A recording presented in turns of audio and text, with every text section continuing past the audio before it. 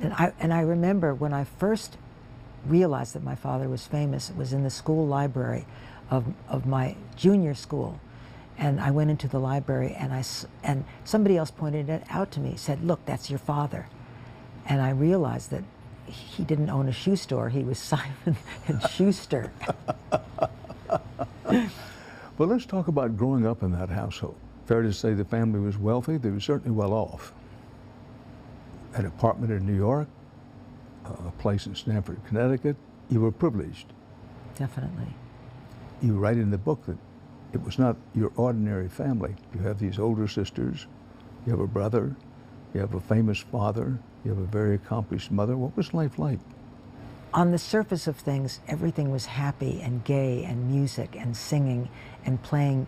And there were lots of famous people whose fame I didn't understand, unless you expected me to understand who Louis Untermeyer, the anthologist of poetry, was, or Albert Einstein. I'm so sorry, I didn't know who he was. So there were all of these amazing people, a lot of musicians. Benny Goodman was a regular at our house. He played bridge with my father. A lot of writers, but a lot of composers, like the Gershwins were, before I was born, were friends of my family. My mother would say, "Oh, he wrote," and then she would sing a song that I would somehow recognize, and then I would run off to my room to see how my dolls had finished their marriage quarrel. Well, while all this was going on, what was going on in the household? When I was about 8, my mother hired a young student from Columbia Teachers College to come and be an example for my younger brother, who was only surrounded by older girls, including his mother and his 3 older sisters. My father was at work all the time, and he was always at work in the city, and we lived in the suburbs or Stamford, Connecticut, or on Martha's Vineyard. So the man that she hired was significant in my life, and probably my life would have been very different had he not come into the house. But my mother and he fell in love, and when I was probably between 8 and 10, and they were in love for 20 years, during which time my father died. I always was asking my sisters, "Are Mommy and Daddy in love?" And they who knew the truth, or certain parts of the truth, were always trying to protect me and said, "Oh, yes, yes." I remember once asking my mother and father to kiss, because I'd never seen them kiss. And they staged this, you know, maybe Katharine Hepburn, Cary Grant kind of thing over my father's arm, and she lay back and he kissed her. Nothing of that ever really happened. I doubt even her lover kissed her that way. It was so so silly. Something rang a bell with me I was always trying to figure out the difference between what was true and what was not true, because the grown-ups are supposed to know. The grown-ups are supposed to know, but among the things the grown-ups didn't know, that you had your own problems with an older boy coming up, and you talked about that very candidly in your book, The Boys in the Trees. He was one of the boys in the trees. Which branch was he on? Anyway, there were many swinging branches at different times in my life, and this one was a particularly difficult one to assimilate. He was much older than I. You were about what? 7, 8. And he was what? 16. So it's a 16-year-old boy with a 7-year-old girl. Well, yes, whatever it wasn't right, you know, but I didn't get enough of that feeling that it wasn't right, because I didn't know what was right and what was wrong, especially in the world of sex. And I also, because I was very attracted to this boy, I thought, you know, there was a lot of energy around that young attraction. And so I thought it was a great thing. And I didn't know why I had to hide it, but I told my sisters about it, and they asked some specific questions, and after having decided that I wasn't a danger to anybody, I don't think they told my mother about it for a couple of years. And it was all after the grown-ups were asleep, and it was usually in the swimming pool at past midnight. And it was to me the glamour that was my life at that point. There was one reviewer who said, "How could I have considered that, you know, cool in any way?" Well, that was one of the problems, is why did I consider it so attractive? I mean, it's a complex item, and there's no girl that has been sexually abused that it doesn't flavor or ruin or change or tilt or swerve into some other very important aspects of their romantic or sexual or physical life. And with you, how did that play out? Well, this particular person was in love with my older sister.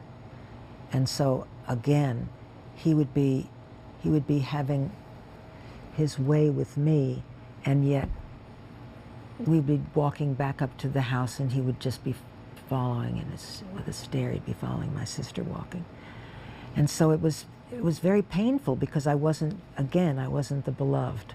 Yeah. There was also a time that my mother did find out and did have him erased from our house for a few years. Now during those years, or year and a half, I was so lonely and so sad. And so it was as if my lover had gone. And I was all of 9.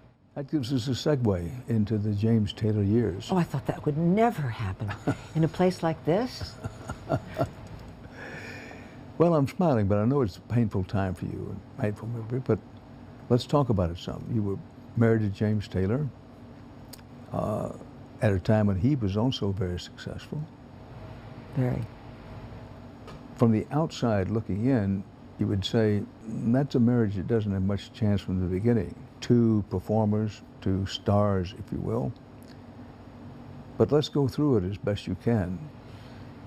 Well, I saw pictures of him in Rolling Stone holding Joni Mitchell's hand, and I remember thinking, I'm so jealous. Thinking, why am I jealous? Why doesn't make any sense at all. I don't know him. It's very confusing. But I remember seeing a picture of him coming home from the movies with Joey, with my sister. And he was on the cover of Time magazine. And I said to her, and she will vouch for this, I'm going to marry him. And I said it without thinking about it, for it just came out. And this was a good 9 months before we actually had a date. You see him on the cover of Time magazine and you sort of blurt out, I'm going to marry him. And you actually did. I actually did, much to the chagrin of his 2nd and 3rd wife. Sorry. So you married James Taylor, and at least in the beginning, was it a marriage made in heaven or something close to that? I was so happy. I remember thinking, I'm really safe now. I'm really safe. And it's because James was my safe person. He actually became my safe person. We never spent a night apart. I mean, it took a while to get to that safe groove, because at first it was almost too much to imagine that I was married to this fantastic person who I would only get to know better and better and better over the years, and I couldn't wait. I couldn't wait to get to know him better and better.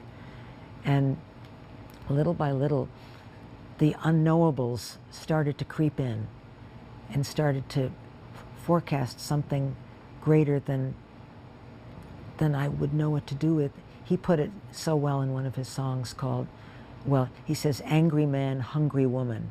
And I was hungry for more intimacy, and he withdrew from my emotional power, which is strong. I have a strong power to connect with people. Can you feel that? I do. I mean, I think it's impossible to be in your presence and not feel that.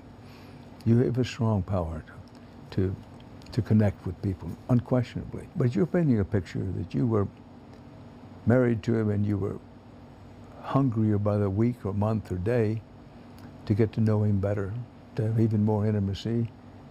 But he was the angry man, as he sang, and he began withdrawing.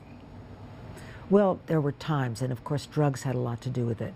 I'm not spilling the beans by saying that he was addicted to various drugs. I think heroin and cocaine and pot and alcohol. It was like a poly addiction, which, you know, there's a wonderful thing about Janis Joplin that said whenever she would get tired of heroin, she would switch over to bourbon, and whenever she was tired of bourbon, she'd go back to heroin.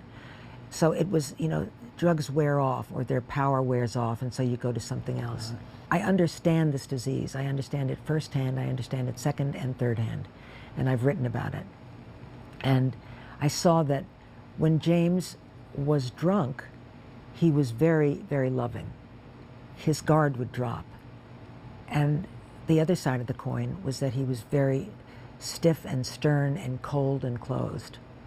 And so how hard is it to stop wanting somebody to be close and warm and cozy, and yet that came with the price of alcohol. So here I was kind of saying, no, no, no, don't take that drink, take that drink. No, no, no, take that drink, don't take that drink.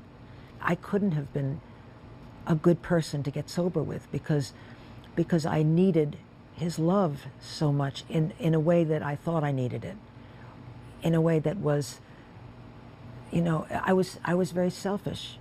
Now you can call it selfish or you can call it required reading. I mean, whatever it was that I needed from a man, I needed from James. I'm pausing a long while here. Do you still love him? Absolutely.